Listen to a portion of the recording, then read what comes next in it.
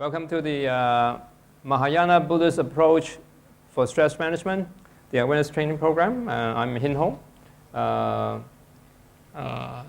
Today I'll be introducing you basically to this program and the most important part of the program, which is the meditations. And actually there's two parts to this awareness training program, two parts to the meditation. But I will be mainly introducing the part on compassionate meditation, which is a very important part of the whole program. So let's start out with, this is under the Buddhist teachings. Buddhist context is two Buddhist paths. If you're a Buddhist, you probably know them. First is the Arahat path. That is that the Buddhist practitioner aspire to become an Arahat. Under this path, we think is more suitable for dealing with individuals with more complicated psychological issues. What we do is as you may all know that now mindfulness-based stress reduction, MBSR, MBCT, and all these Buddhist-based interventions are now very popular in the West and also in Hong Kong.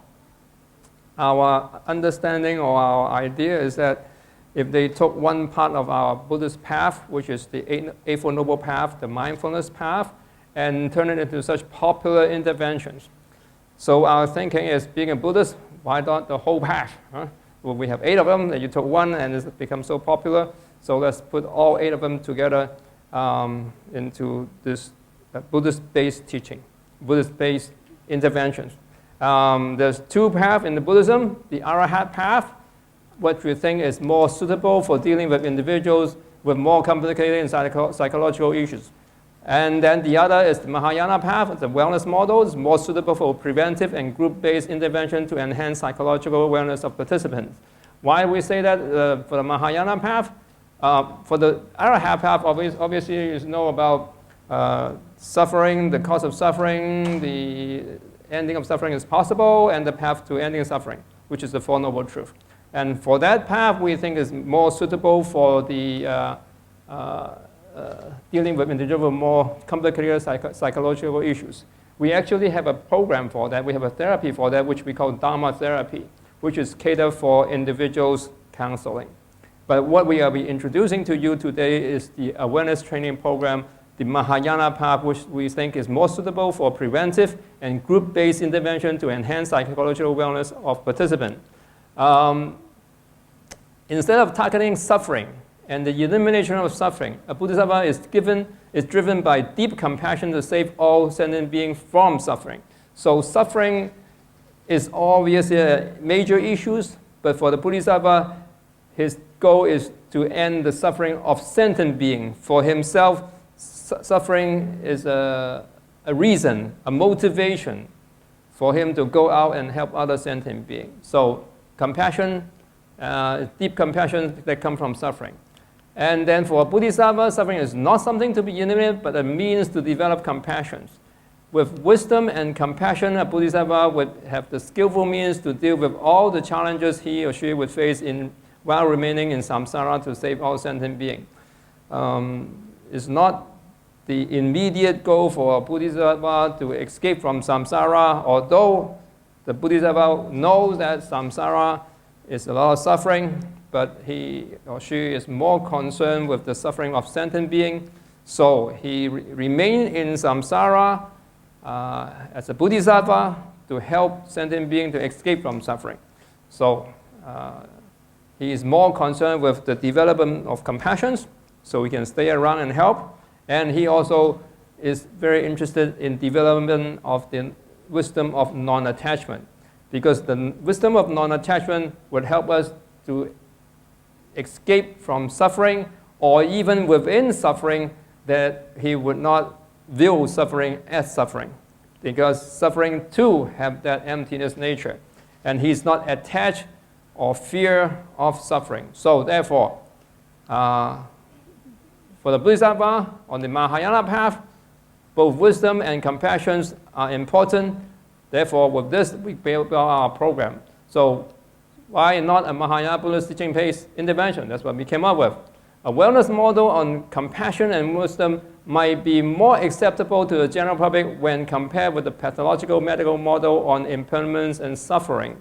Now, this is a lot of people. The wellness model would aim to enhance the participant compassion and wisdom regardless of their individual problem. Therefore, a wellness model would be suitable to run in a group setting. As I just said just now, the pathological model, the Arahat model is more concerned with suffering. In our therapy, the Dharma therapy, we deal with the problem of the individuals particularly. What's your problem? Do you have a problem with your family, your husband, your wife, with your boss, or your depressions? Then we listen to the clients and we deal with the client's problem, particularly in focusing on the person. However, in this program, the awareness training program is a group-based interventions. Our job, our duty, is only to enhance the participant compassion and the wisdom of non-attachment. And our theory is if we can enhance your compassion and enhance your wisdom of non-attachment, regardless of what problem you have, you'll be better off. So it's a very simple rationale. A Mahayana Buddhist teaching-based wellness could be just as effective as the Four Noble Truths pathological medical model. Okay, that's what we did. So we actually ran a RCT, randomized controlled trial, and we just published a paper. It came out in the mindfulness journal in 2019. So just published last month. And the paper, you can download this paper. It's open source. And all you need to do, type in Mahayana and then awareness training program. Then you'll lead you can Google this and you'll find the paper. And then you have a lot more detail, what the sample, the participants, and what measurements we did, and how effective this program is.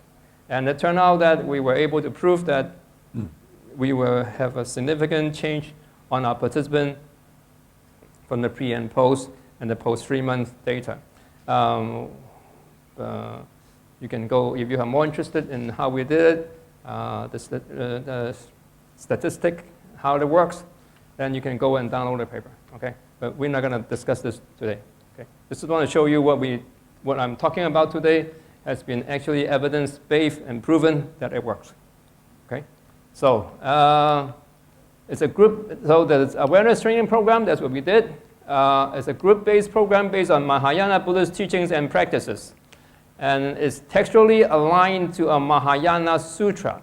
Now, we emphasize textually aligned. Not only are we concerned with is the whole package of Buddhist teaching incorporated into the intervention, we are also concerned with what you put into the interventions. If you take one part from these teachings and another part from that teachings, for example, you take the teaching from this school and then the meditation program from the other school, then there is the danger of text, they become, they may not work. There's the lack of coherence among the teachings and the practices. So therefore, we want to make sure the theory and the practice are coherent by getting both the teaching and the practice from the same Mahayana Sutra for the same school so that they are textually aligned. And obviously, if they are not aligned, then there's the chance that it become cognitive dissonance. What's that? Cognitive dissonance doesn't sync, basically. Okay, so that the theory and practice are coherent, and it's basically if you participate in our program, it's a 6 weekly 3-hour workshops plus 1 weekend, 2 days weekends. Okay, so it's a totally 7 weeks program. Okay. And then the theoretical foundations of the ATP is rooted in Mahayana text on Chanti-Muchala Sutra. In Chinese, the Gaishan Mat Ging, which is one of the most important texts with Yogacara traditions. Yogacara traditions, if you are familiar, then it's the mind-only school. This is one of the two major Mahayana school. Okay, and the main philosophy of Yogacara is the concept of consciousness only, mind only. Obviously, what by mind only, consciousness only is to illustrate to you or show to you that what you see, what you perceive, what you experience are nothing more than a projection of your mind. Okay, so the source of humanism is the result of the attachment to an illusory concept of self arising from a delusive understanding of the world. So this is our theory of why we have problem, why we are suffering. The reason that we are suffering is because we have this attachment to an illusory concept of the self. The concept of self, I and mine, this, according to Buddhist teaching, is an illusory concept. It's not a real concept. However, you become attached to this concept, then you will have all the problem of selfishness, greed, hatred, and ignorance. If you want to eliminate all the greed, hatred, and ignorance, and your selfishness, then you need to understand this concept of the feelings or the feelings of self. All these are nothing more than an illusory projections of your mind. So the Chinese Mahayana state that the cause of this delusion and attachment is that people add a conceptualized nature on top of dependent nature and the real nature. So the dependent nature and the real nature is there. However, we subjectively, delusively add on a feeling of the self on top of that, and then recreate all this selfishness and all this problem. Okay? So this is the theory behind the whole thing. So the objective of this awareness training program is to promote a better stress management and psychological well-being of participants. How do we do it? By enhancing their compassion and wisdom of non-attachment. So this is what we try to do in this program, is to promote better stress management. That's what we measure in our research. The pre, post, and then is the stress level and the ability to handle stress, has it been improved after participating in our workshops, and then the psychological well-being by enhancing the compassion and the wisdom of non-attachment. Now, what do we mean by the wisdom of non-attachment? Is that it's the wisdom that arises from learning and understanding the three types of emptiness or essencelessness characteristics as taught in the Chanti-Moccana Sutra. In the Chanti-Moccana Sutra, it taught the three type of characters and then the three essencelessness characteristics. It divides all our experience into three type of nature. The nature that is projected in our mind, the dependent originating nature, and the true nature of phenomena. And then furthermore, it's also explained to us what we think, what we experience, our mind is nothing more than the mind projections.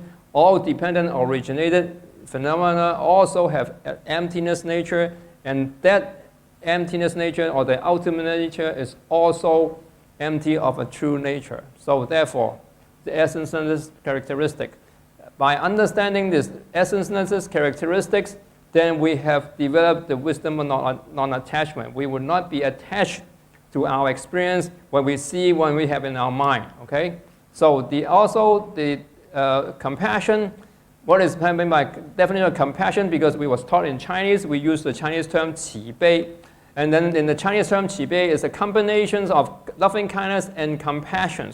So loving kindness in nature is defined as the wish for all sentiment to have happiness and its cause of happiness.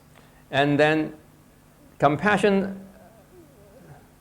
loving kindness, compassion is defined as the wish for all sentiment to be free from suffering and its causes of suffering. So one is that you have happiness, the other that you be free from suffering. So that's what we mean by compassion. The terms that we use, compassion in Chinese, 慈悲, include both. Okay? So this is the objective. So the proposed mechanism for the therapeutic change of the ADP is that by participating in an awareness program, we would enhance your wisdom of non-attachment and your compassion, and as a result that you have a stress management, you will improve your stress management and psychological well-being. This is the model of our program.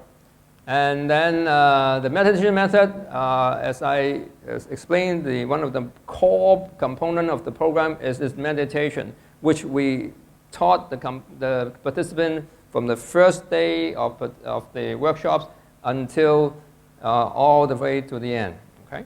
So to develop compassion, I'm going to, like I said, I'm only going to introduce to you the teaching of compassion or the meditation compassions in our workshops, and not the wisdom of non-attachment. That's a lot more complicated, and you need to understand that teaching would take us more time to introduce to you the concept of the non-attachment. Okay, so to develop compassion, the participants were first guided to see the universality of suffering for themselves and other people. Then they were guided to send compassionate well wishes to themselves, other people, and all sentient beings in successions. There are many types of compassionate meditations taught by different masters. Different masters would introduce to you or teach meditation, compassion meditation slightly differently. I would teach compassion meditations in the workshops. We use first you see the universality of suffering. Everybody suffers, but today I'm not going to use that. What I want to teach is I want to teach you another method of how to an easier way to develop compassion. Because when you practice compassionate meditations, and if you cannot come up with compassions when you meditate, then your meditation is not very successful, right? Compassionate meditations. So when you meditate and you do not have compassion, then you are not doing compassionate meditations. So one of the key to the success in practicing compassionate meditation is you must have some kind of compassion. Otherwise, it isn't working. So I will go to how we can help you to nourish these compassionate feelings and how to do it. And once you have it, what to do with the feelings, okay? So, for the development of wisdom of non-attachment and overcome the attachment of the concept of self or I, which are the source of humanity, the participants were guided to systematically study and recognize the emptiness or the essencelessness characteristic of the three type of characteristic of phenomena. So, we're not going to talk about it. So, this is the meditation method of the awareness training program. So, in like many of you probably, if you have studying Buddhist teachings or Buddhist meditations, so you know that in Buddhist meditation there's two types of meditations: samatha meditation and vipassana meditations. Today we are only going to talk about samatha meditation, is the one-pointedness of mind. Vipassana is slightly different in this Chanti Mochana teaching, so we're not going to talk about it. We're going to only talk about samatha. Samatha is the one-pointedness of mind. What I mean by one-pointedness of mind is the continuous focusing on one object. In this case, we hope you be able to maintain a continuous focus on compassion. If you can if you can successfully help your mind or induce your mind or maintain your mind focus continuously on compassion, then your compassionate meditations are successful. So what we want to do is help your mind to be one-pointedness of mind. That means when you are focusing on compassion, then you're not thinking, oh, where am I going to have for dinner? Or what did I do? My boss say to me today, and what about the stock market? None of that. You only are now focusing on compassion. When your mind is successfully only focusing on compassion, then your practice of samatha can be said to be successful. Now, how do we get to the successful practice of samatha? Is through the practice of searching and watching. And I'll explain to you what is searching and watching. The practice of searching and watching is the most two important exercise or things that we do during meditation. If you do not know what is searching and you do not know what is watching, then your practice in meditation will be difficult. Okay? So practicing without focusing on the meaning of text and practicing contemplation of differentiations and contemplate, these are the things that we actually taught during the program, but this is, I don't have enough time to do that for you. So this is in Chinese if you can read Chinese, okay? I'll switch to Cantonese for a moment. 喺我哋修禪定啦，禪定裏邊有止，止就專注一境，即係 focusing on mind 啦。咁同埋尋同埋自尋就 search， 自就係 watching，OK？ I'll explain that in a little more. And then 離文字修用運用思維分別嚟修同埋尋嘅成果。咁呢啲我哋遲啲再傾。OK？ So now searching. Now what is searching? Searching is focusing one's mind on the object so that it becomes clear and apparent. Now, searching is that we're looking, finding. How many of you have learned mindful breathing? Well, the other people don't know anything about meditations? How many of you have meditated before? Oh, you have not meditated? Oh, okay, okay. So everybody have learned meditation before, and most of them, okay.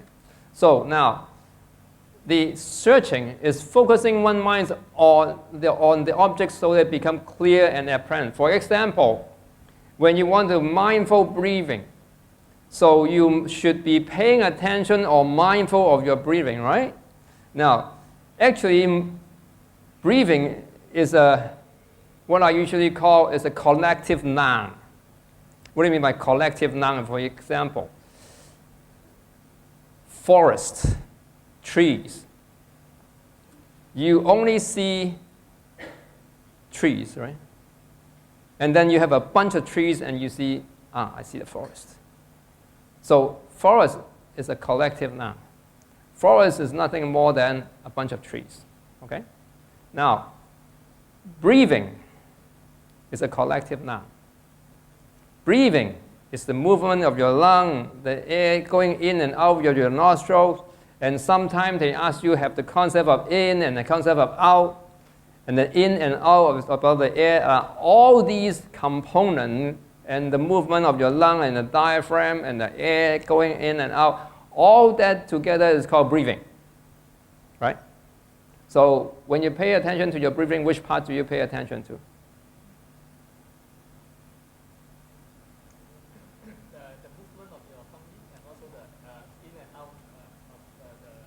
Okay, okay. You can pay attention to your tummy and the in and out of your nostril and the air going on. So you can pay attention to that, okay? But sometimes it works, sometimes it doesn't work, right? So when you sit down and then you train your mind now, okay, my mind should be paying attention to first the tummy or the nostrils. Okay, so you first now, I should be mindful of my nostrils. So then you are now mindful of nostrils, but then the mind go away. But then also, when you pay attention to your nostrils, you still is it the feelings of the nostrils? Or the air going inside or outside of the nostrils? Or the sensation of the air going inside or outside? Which part are you paying attention to? Or you are paying attention to all of them? You can pay attention to the individual parts, only the sensations of the air touching your nostril, right? Now, only feeling the feeling or sensation of touching my nostril. Now, that is not breathing exercise. That's feeling exercise. Feelings is mindfulness of feelings. Anapanasati is the in and out. You should be observing the in and out of the air. So this is talking about when you look in, you know in, out, you know out. And then according to the sutra, the Satipatthana Sutra, you should be mindful of the in and the out and the in and out. Now, if you're mindful of the feelings, then this next type, the next section of the practice. So if you're mindful of the in and out, then you could be mindful of the in and out. But anyway, it doesn't matter. So I just want to point to you, there's a searching process of what you want to pay attention, and you need a while to find what you want to pay attention, right? I should be paying attention to my tummy. So you know the tummy rising and falling, rising, falling, rising, falling. So you can also pay attention to the movement of your tummy, of the rising and falling of your tummy. Or you can be mindful of the concept of in and out. One is psychological. The in and out is a concept of in and out. The movement of your body is a sensation of your body, a physical movement of your body. So there's taking you a while to search particularly what you should be paying attention to, and once you're able to find it, if you've decided, oh, I want to pay attention to the in and out movement of my air, and I want to know in, I know in, out, I know out. So you are paying attention to the in and out of your breathing. That's what actually taught in the text. No, you know in, you know in, out, you know out. So your mindfulness is being mindful of the in and the out. Now, in and out is what? In and out is concept, right? Furthermore, it's also the movement of your air. So are you mindful of the air going in or the air going out, or are you mindful of the concept of in and out? You can be mindful of all of them, or you can just be mindful of the concept or the movement of the body. So you need to decide what you want to pay attention to. Okay, now this is searching. Now, let's say decide you want to be mindful of the concept of in and out in your mind. So first you need to be slightly mindful of the movement of the movement for example, your nostril, you know, in and out. Then sometimes you are now in your mind have in, you know in, and out, you know out. Your concept is somehow synchronized to the movement of your body, but your focus is on the concept of in and out. Now you found it, okay? Now this is called finding. Now once you found it, what do you want to do? Then you want to watch it. Focusing, right? So that the object that you pay, so the object become clear and apparent. So that the concept of in and out is clear in your mind. Every time it go in, you clearly know it's going in. Out, now you know it's out. Then you have the concept of in and out become very stable, very clear. Then you go to what do?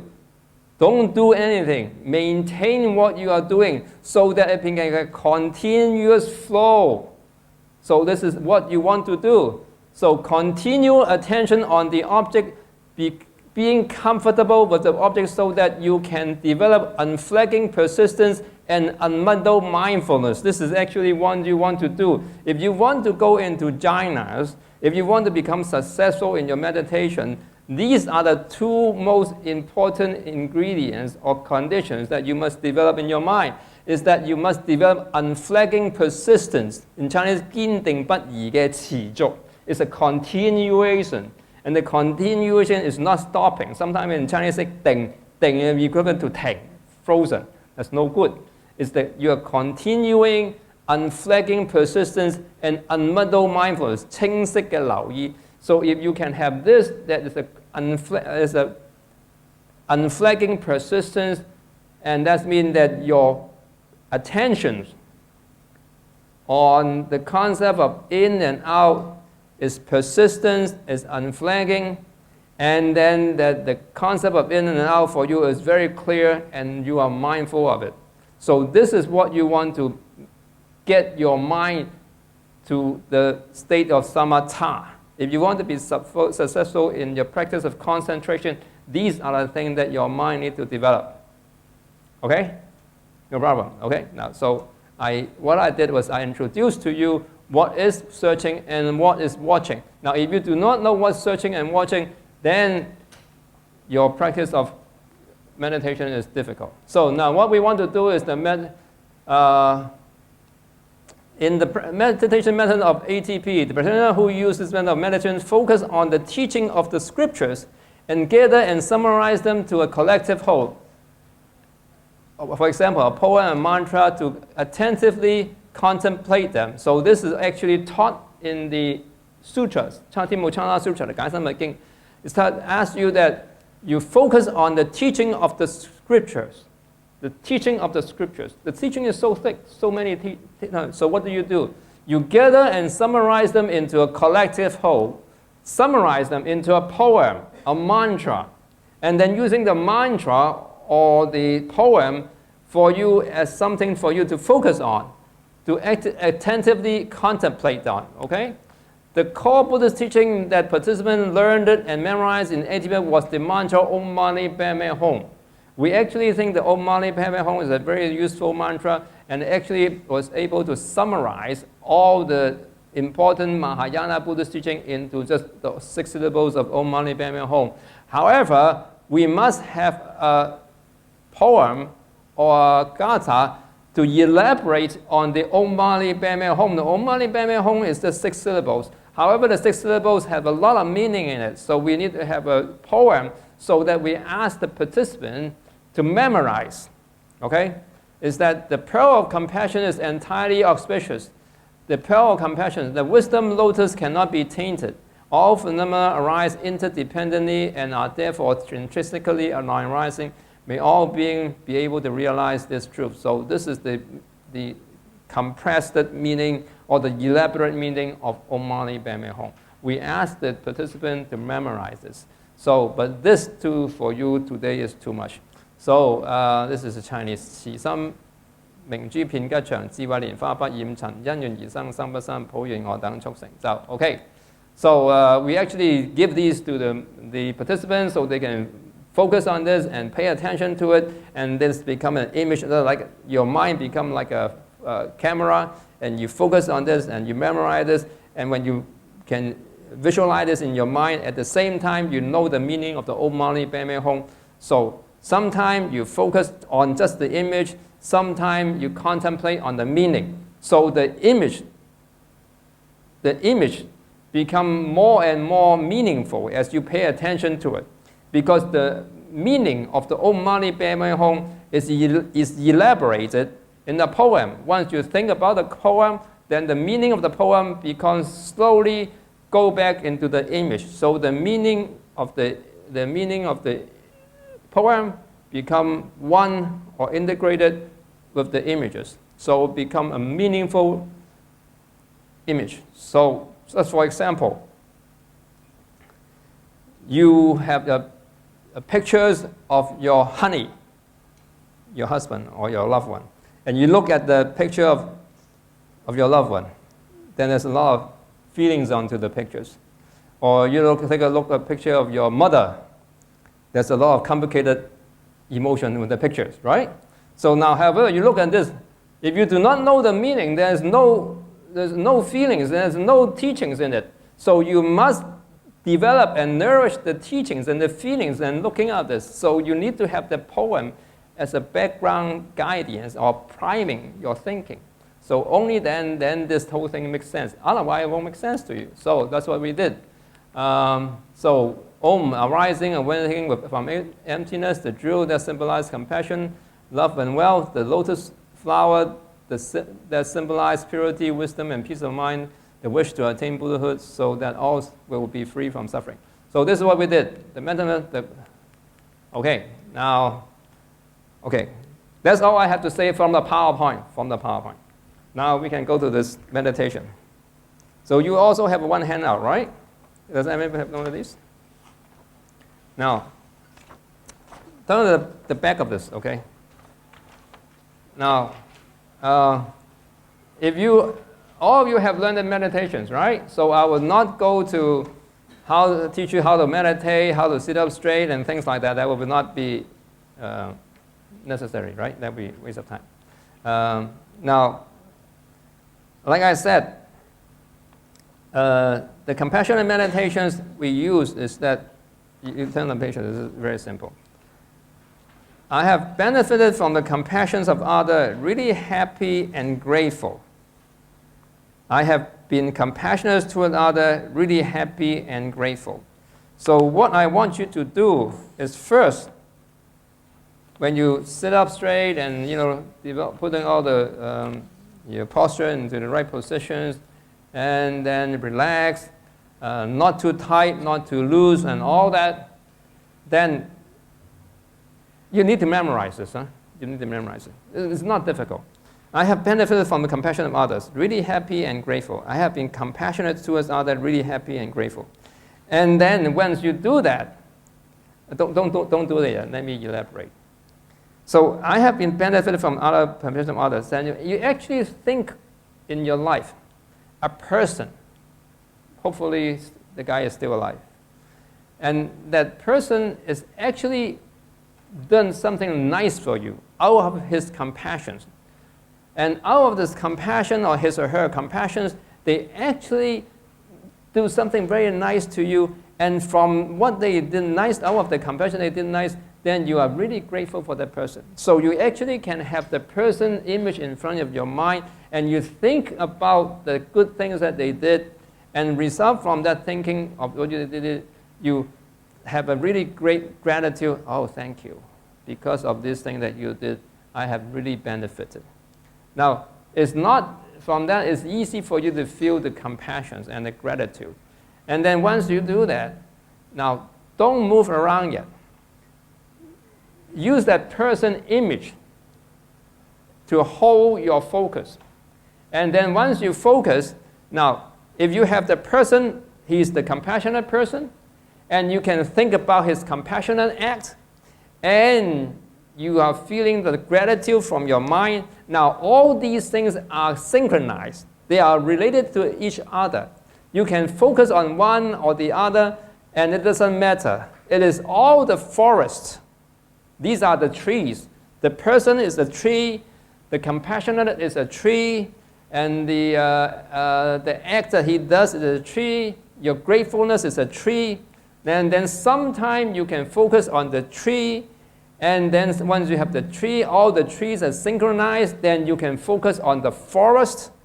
Sometimes you go to the tree, sometimes you go to the forest and the tree and the focus, and then you allow your mind to wander between the trees and the forest. And so that your forest, meaning the person, the compassionate act, your gratitude, is be able to support each other, and then your mind is continuously nourishing in this compassionate meditation, contemplation. So it does not need to be one tree, but each of the tree help you to support the forest. So what you do is think about the person image, that this guy or girl, and the nice thing that it could be your father, your mother, a good teacher, a good friend, your boss, your whatever, and think about the nice thing that he does. And then you can think about how grateful or how you have been benefited from this. And just try doing that for 5 minutes. Okay? So we can do that.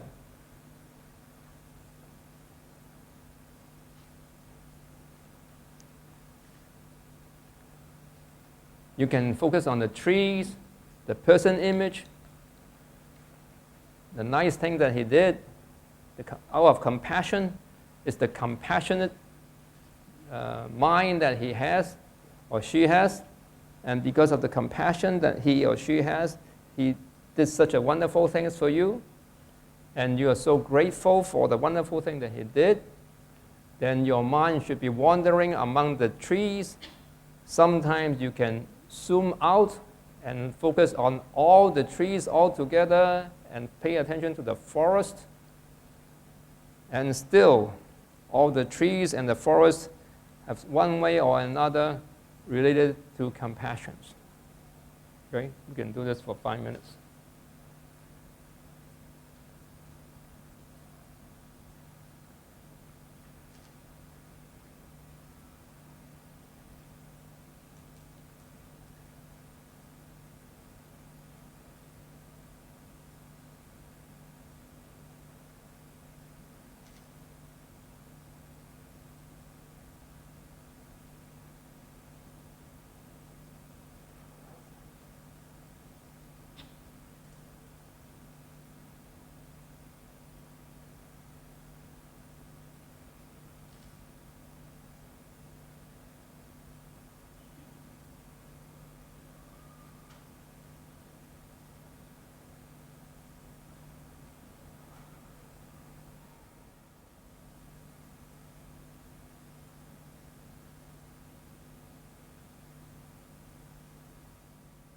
when your mind gets tired from thinking too much, then you just can focus on the sentence, I have benefited from the compassion of others, really happy and grateful.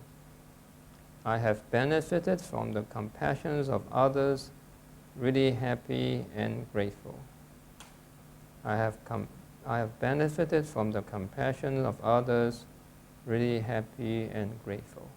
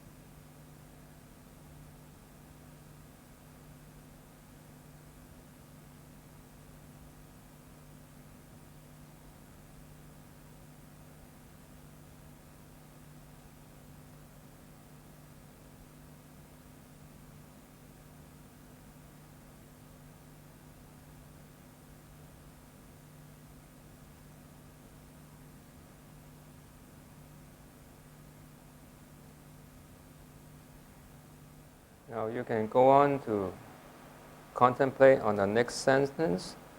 The next sentence, I have been compassionate towards others, really happy and grateful. Now you can think about a nice thing that you did out of compassion, and maybe very simple act, maybe even to a little dog or a friend, and you think about how nice or how compassionate you have been. You, out of your compassion, out of your kindness, you did something nice to other people.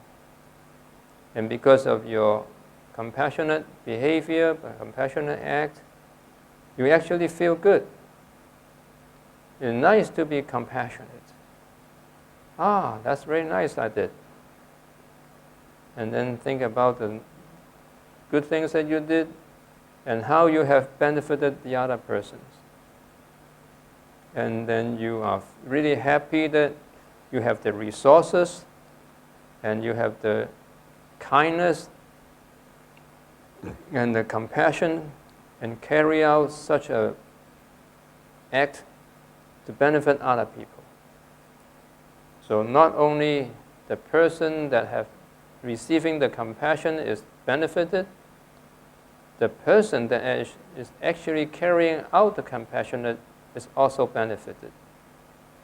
Think about how good you feel that you are able to help, and you are so grateful that you have the resources, you yourself have the kindness and the compassionate mind to carry out such a compassionate act, and as a result, you have been respected, you have been honored, and you yourself actually feel good for doing good.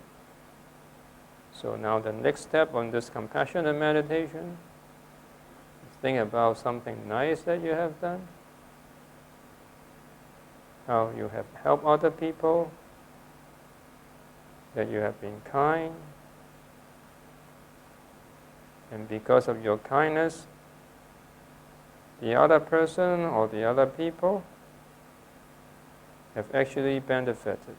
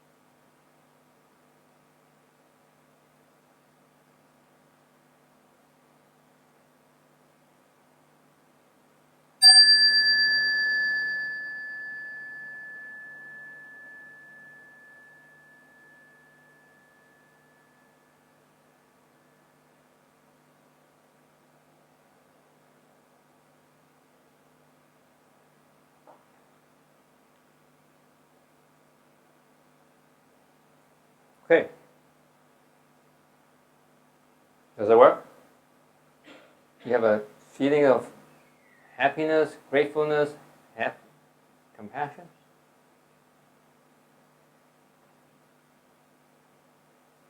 At least you look more relaxed.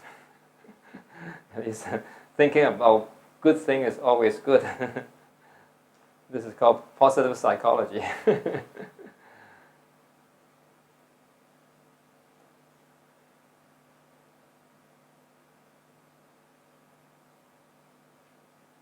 Were you able to focus? That you were able to think of somebody that's been nice to you?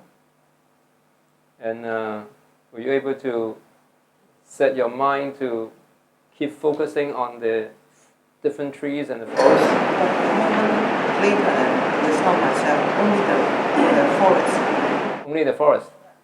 Okay, it's okay to just focus on the forest. Because the trees to help you to create the forest. Okay, if without the trees, there's no forest. Now, if you can maintain the compassionate forest, then you don't need the trees. But if your forest is not clear, your forest is, is not compassionate, it's something else, then you need the trees to come up with the forest. So you were paying attention to the forest. I close my eye and I imagine the forest in front of me.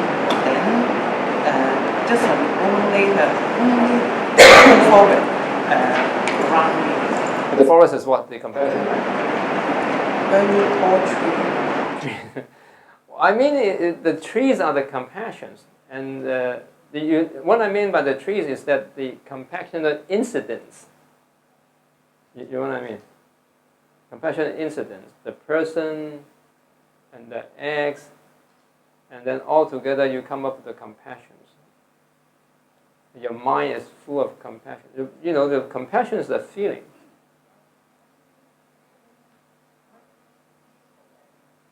Yeah. That's. 你俾啲咪佢啊嘛。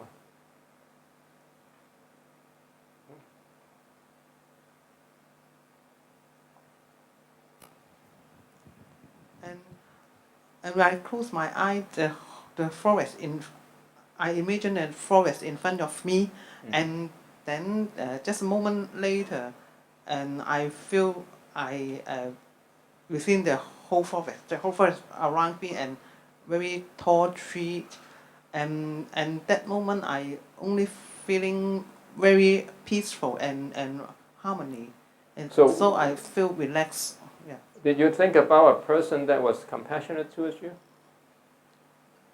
I only feeling the whole environment is so peaceful and security and no harm. But did you think about a person that? Yeah. And then with that act that he would then the whole atmosphere was already nice. Oh, okay. Yeah, you can use the trees as a skillful means to help you to develop that compassionate feeling. The forest that I was talking about is your mind. Now, mind is nothing more than a collective of, mental states. So, when you can have a mind that is filled with compassion, then you have a compassionate mind state. Yeah.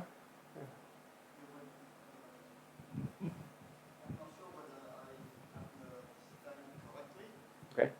But when you talk about a tree and a forest, what I was doing is that focusing on a person.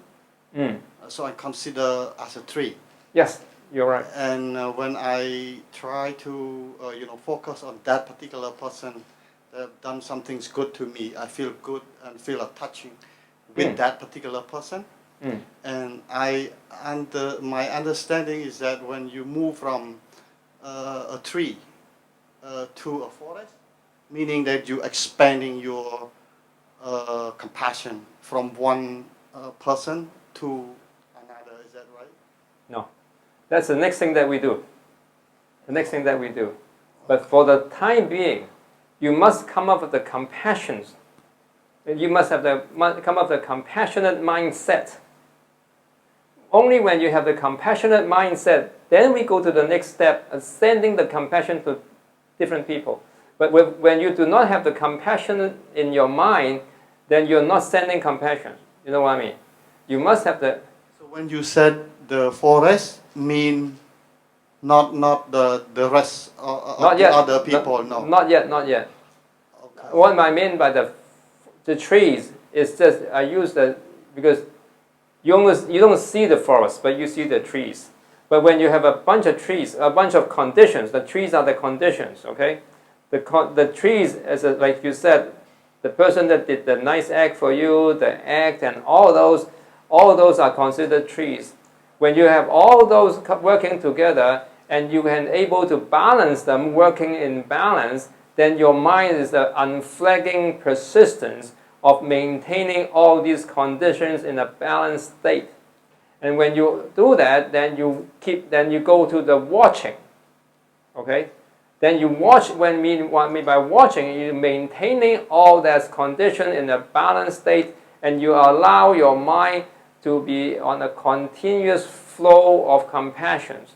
Now this continuous flow of compassions is only possible when you keep focusing on the compassionate person, the compassionate act, and your good feelings. And when all these compassionate ingredients are there, then the compassion's mind is there.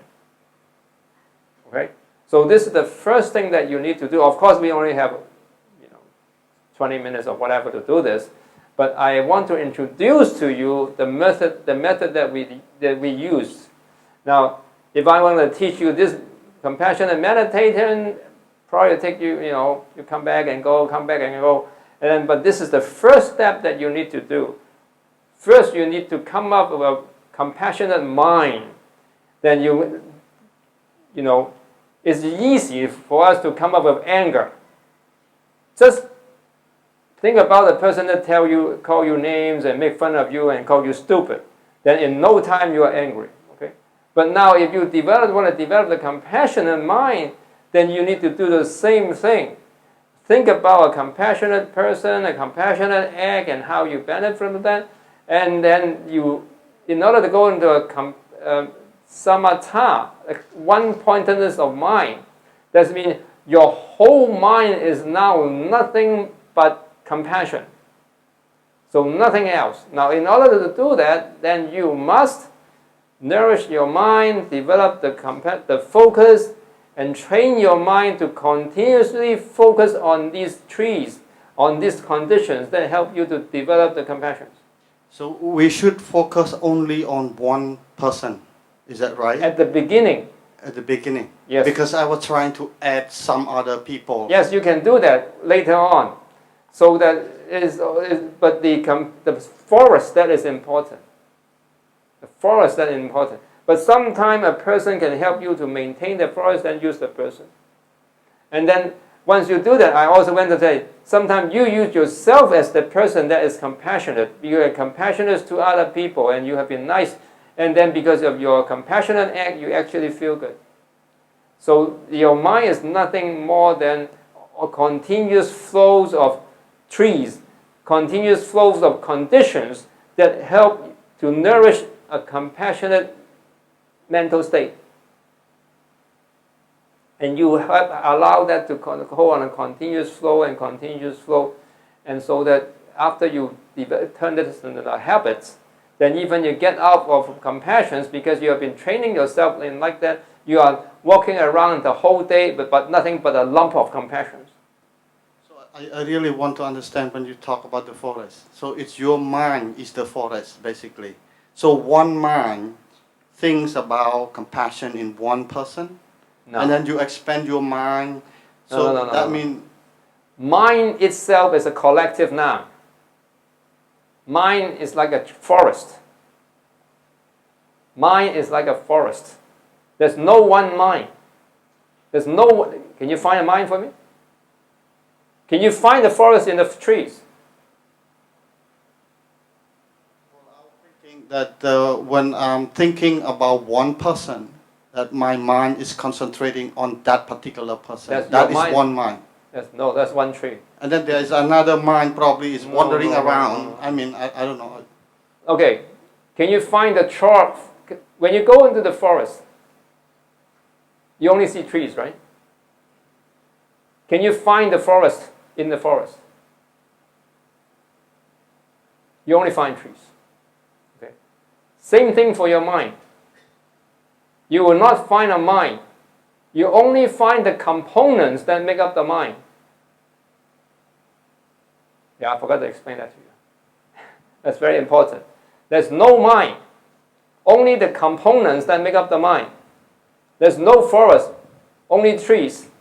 But when we pay attention to the trees, then you call that a forest. Yes, another question. Okay, no. Sorry.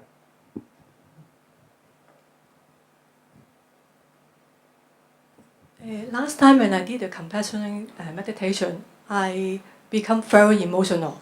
I cannot help control because when I'm thinking of the compassionate S, and I just can't control bursting into tears.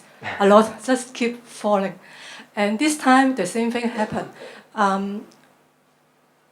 If this happen all the time, can I achieve some other state, or I have to think of something else, some other S, so that.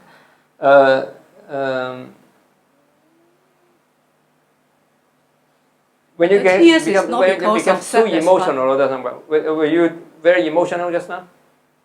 It's okay now. Okay, but just now, before when you were doing it? Still the same. Still okay. Peace, yeah. Okay. Obviously, when you become too emotional, it doesn't really quite work. There's a balance between compassion and the practice of non-attachment. Okay? So when you get too emotions or too compassionate, then you go to the non-attachment. And seeing that all these emotions or all these thoughts, or even the thoughts of compassion, is also a mental projection. Then when you become too emotions, then you switch over to the non-attachment, or the seeing that images or emotion itself is nothing more than a mental image. And then you become detached from the compassionate feelings. And then the compassionate feelings become the objects of your observations. And you see how the emotions come, and how they, when you focus like this, then the emotions come up. When the emotions come up, and then now you switch your focus, you become detached from the emotions, and the emotions now become calm down, you are more relaxed. Then you can be in control of your emotions by practicing the practice of non-attachment, because you now become detached from the emotions. So when you if you become too compassionate and you cry every time, then when it becomes a stability, then you cry every time. Then you switch, when you cry again, then when you say, oh, now I have this compassion or these emotions arising, now I switch over to non-attachment. Then how I practice my non-attachment, I observe my emotions, how they arise, how they are conditionally arisen whenever I think about them. And when they arise from conditions, you know for sure, you actually can see how they fall back down when you change your focus. So when I continue, should I still think of the same person, or should I switch to another person? Because you just mentioned that we need to focus on only one person, the same person. So next time, after the non-attachment. It's always good to be able to go back to something and create the same effect. For example, you think of a person, and every time you think about the person, you can come up with the same emotion as a stability, then use that as a stability, and then work on that stability, and then work on the non-attachment. And then once that all becomes stable, and then you have become very skillful at it, you have the ability to go back to the state every time, then you go to the next stage. Okay, let's work on somebody else. Or then I work on a group of people. Like you said, first you come up with one person, then you can work with a group of people. All these bunch of people have been nice to me. Then you focus on this bunch of people. Or then you can focus on, I can be compassionate to a bunch of people. Okay? Then if you have become too compassionate, then you can think about your own compassions. I have been compassionate to other people. And then by being compassionate to other people, they have benefited, and I feel so good about being compassionate. And then you continue to focus like this, that your mind become in a continuous flow of compassion.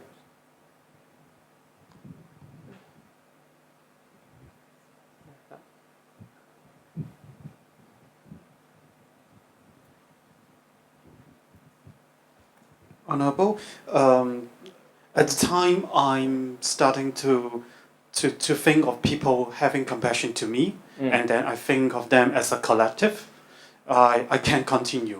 Okay. But at the time I start to think of things that I have compassion to other people, then I start to search it, and then I start to have a bad feeling that I'm not doing enough for that, and then I get messed up on this part, and then I stop, and then I get a little bit like lost, and then I find it again. Okay, you can go back to, sometimes we are always, what should we say, we always judgmental about ourselves. I'm not doing well enough.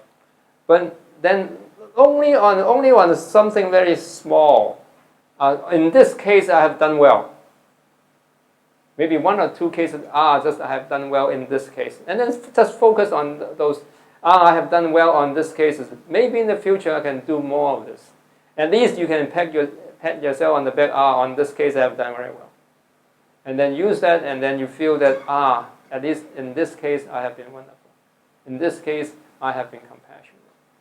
And then now, when you do all that and come up with the compassions, and then you are in a contagion mindset, then you can go on to the next stage. Then what you do, may I be free from pain, worry, and suffering. May I be free from hatred and anger. May I be at peace and with gratitude and wisdom. Then you say, this compassion is so nice. This compassionate mindset is so important. The first time I send myself compassion, and then you send compassion to other people, and then you send compassion to everybody.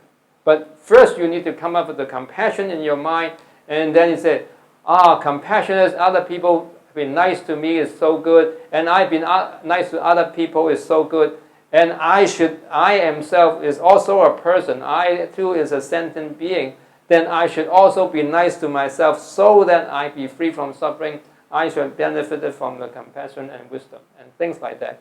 Then you be nice to yourself. And then once you can do that, and then be compassionate to yourself and send yourself all these well wishes with the compassionate mind, then you go on to the next.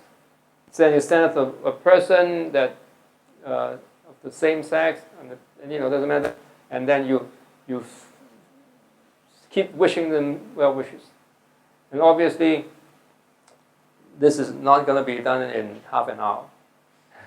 But just today, we want to introduce to you this meditation method that we introduced to the participant in our awareness training program. And from the statistic that we got, it works. And we are continuously updating the whole program. And hopefully we will be able to teach it to more people as to how to do it. We are working on it. More questions? Yeah. So when you start from a tree and then suddenly you can see the forest, and then when you lose the forest, you need to go one step back, or you start from the beginning? It depends. It depends. Because you start with the trees, right?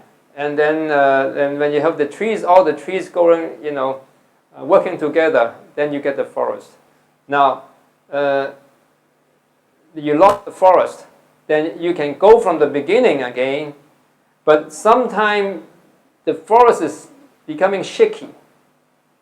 Then you can go on just 1 or 2 trees, and then the forest come back. Now, if your mind is, you wander it's gone already, you don't know where you were, then of course you start from the beginning. It depends how the condition of your forest. If the forest is still there but a little shaky, then you can go back to 1 or 2 trees that for you is very, that works every time. It depends on the person. Some things really works, but it's just every time I focus on that, it works, the whole forest is there. Then you go back to where, work on the things that work for you. Don't, it depends on the conditions. Any more questions about the whole thing? I have a question, but I don't really know why. How does non-attachment differ from, detachment differ from non-empathy? Sorry? Non-emphatic. It means Non-what? emphatic. Oh. Non-attachment is just you're not attached to it. Empathetic means just, is that right? You have feeling for others, so it's compassion, right? Mm-hmm. But then you detach from that, that means you're void of your compassion. Then what's the purpose of cultivating? Because then once you observe it, then you say, now I can put it aside, just see it. It's just the way it flows. It is. We always talk about the 2 wings of a bird. 2 wings of a bird. The birds with 1 wing cannot fly. Because if you just practice compassion, then your compassion sometimes, like she said, you get too emotional. And you become too attached to the person. And for example, you practicing compassion, you're sending the compassion to this person all the time. When the person gets sick, you're in deep trouble. So at that moment, sometimes you need to have the practice of non-attachment and see all that too is illusory. So sometimes you are not motivated, you don't care, then you go to compassion and meditate. Sometimes you become too emotional, too attached, and trying too hard. Trying too hard is not good. Then you go to the non-attachment. So the practice of both compassion and non-attachment is essential for a bodhisattva. Especially the most important, not to attach, is to the concept of self. So very often we become, I am the compassionate person, the other guy is the receiving of my compassion. You become egotistic. Then you are in trouble. You need to be detached from the self. And ultimately, you need to not see the whole thing. It's nothing but a creation, image that's created by your mind.